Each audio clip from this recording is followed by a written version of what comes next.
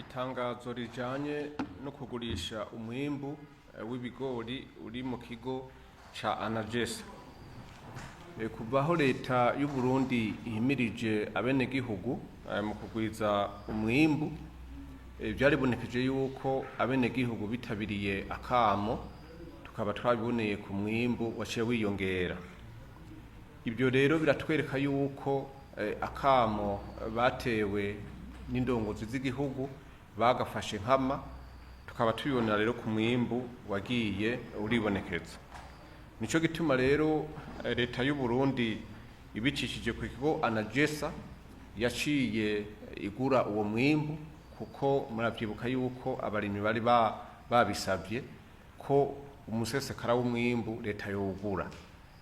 Nico gituma rero ikigo Anagesa caciye kigura uwo mwimbu. Mukaba mwibuka yuko ico kigo gisanzwe gifise intumbero zitatu zikomeye. Ubwa mbere ni mu kugura umwimbu mu gihe umwimbu wabaye mwinshi. Ubugira kabiri ni mu gusubiza uwo mwimbu ku isoko kugira ngo ibiciro ntibiduge. Ubugira gatatu naho ni mu kugira ibigega ntegeka bizoza. Muri ico gihe rero twarashoboye kwegeranya umwimbu ungana itoni ibihumbi 71 n'amajana 363 n'ibiro amajana 935. Ivyo bigori rero bikaba vyegeranijwe mu mazone yose, ariko ubu bikaba biri bimwe biri mu mastoke makuru aho uwo mwimbu ubiswe neza. Ubu rero harageze aho tubona yuko mu gihugu hagati ibiciro byatanguye kuduga ku bigori, na cane cane yuko twamaze kumenya yuko hariho hamwe umwimbu ugurwa w'ibigori ibihumbi 2,800 ahandi bitatu. Akaba rero ari akaryo keza ko kugira ngo leta rero ishobore gukora ico yemerera bene gihugu, na cane cane mu kubasahiriza kugira ngo ibiciro ntibiduge. Nico gituma rero ubu izi ndwi zibiri zihawe umwene gihugu kugira ngo agure ibigori. Tubisubiremo neza, izi ndwi zibiri zihawe abene gihugu, nibo bonyene bazoba barekuriwe kugura ibigori, kandi bakazobigura ku giciro c'ibihumbi 2,100 ku kilo. Hama abacuruza nabo co kimwe n'abarya basanzwe bafise utumashine dukora ifu, co kimwe n'aborozi bafise ibitungwa bisaba ibigori vyinshi, abo nabo bazoramukirwa izo ndwi zibiri ziheze. Vyumvikana yuko izi ndwi zibiri dutanze ziraba gusa abene gihugu bagura ivyo kuza gufungura.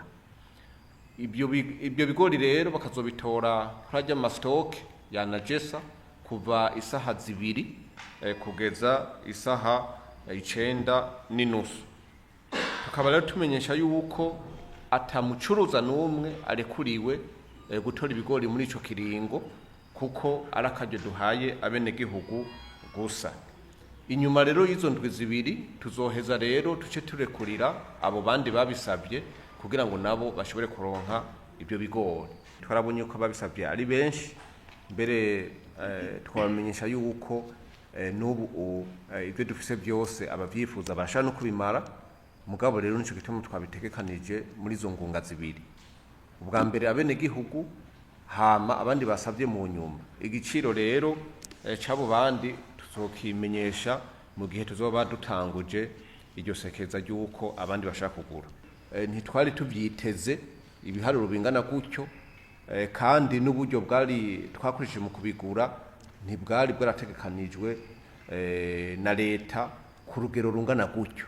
Byumvikana rero yuko ni amahirwe meza yatumye rero leta igira inguvu zidasanzwe kugira ngo yegeranye ubwo buryo, arico gituma mubona vyagire birateba gatoyi.